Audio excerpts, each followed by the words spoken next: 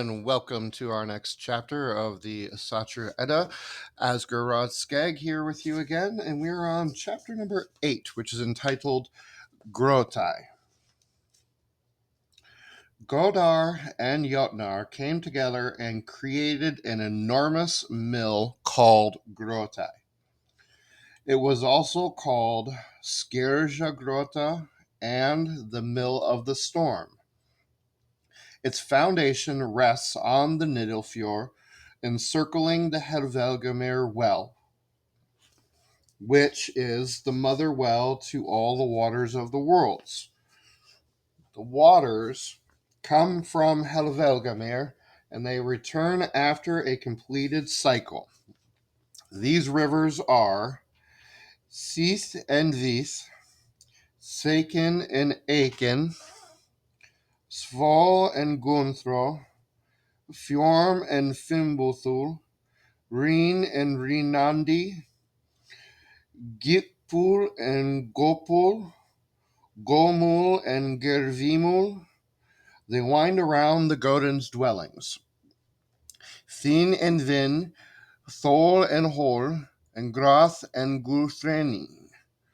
One is called Vina, a second is Vegsvin, a third Thjoldnuma, Neat and Not, Non and Hron, Slither and Hrid, Silger and Irger, Vid and Von, Vondor and Strond, Gjol and Leipter, and these two fall near men and fall hence to hell.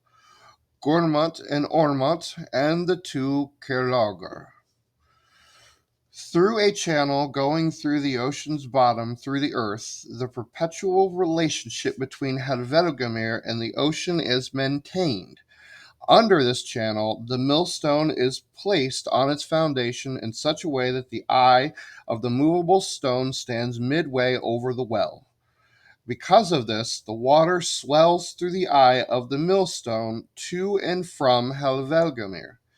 Ebb comes to the sea when the water rushes through the millstone's eye. Flow comes to the sea when the waters thrust up again through the same opening. The revolving millstone causes the maelstrom that is dreaded by sailors. One will see the Grotti Mill after traversing the land of frost, reaching thus the Helvelgamere well, where the water of the ocean flows back to its mysterious fountain. This deep subterranean abyss, wherein the ebbing streams of the sea are allowed and swallowed up to return, in which with the most violent force draws the unfortunate seaman down into the underworld. Here is the unfathomable deep eddy which we call the navel of the sea. Twice a day it swallows the waves, and twice it vomits them forth again. Often, we are assured, ships are drawn into this eddy so violently that they look like arrows flying through the air, and frequently they perish in this abyss.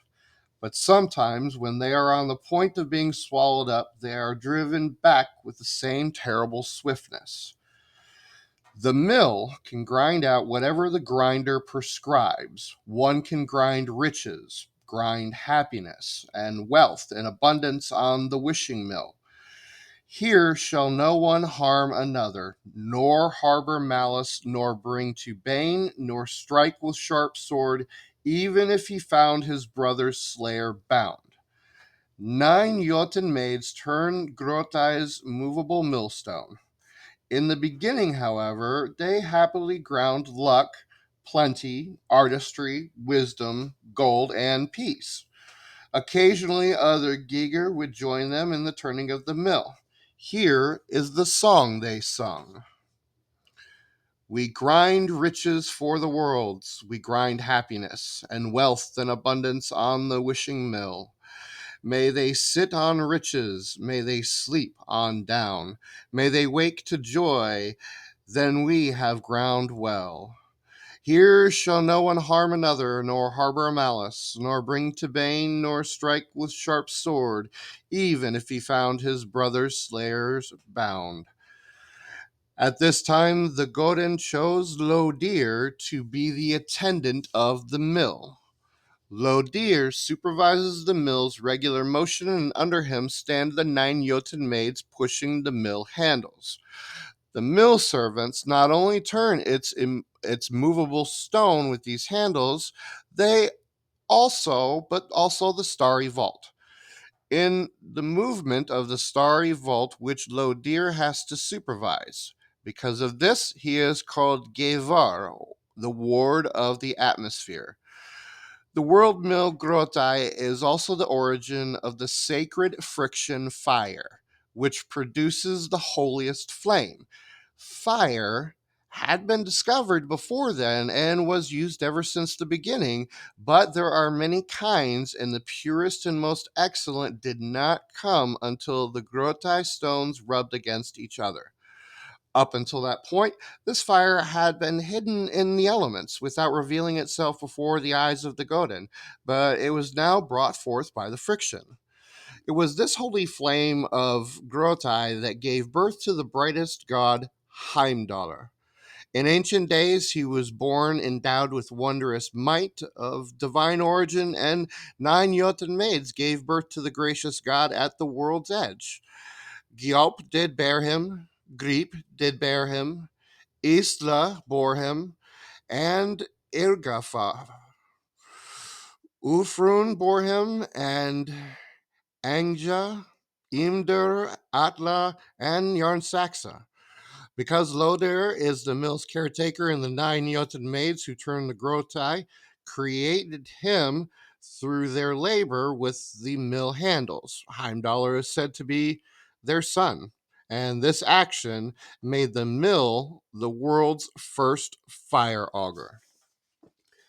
Thank you very much for joining us on this next segment of the Asatru Edda. I hope you enjoyed it as much as I did. If you would, please support the channel, hit that thumbs up button, and make sure you subscribe so you can get all the new content.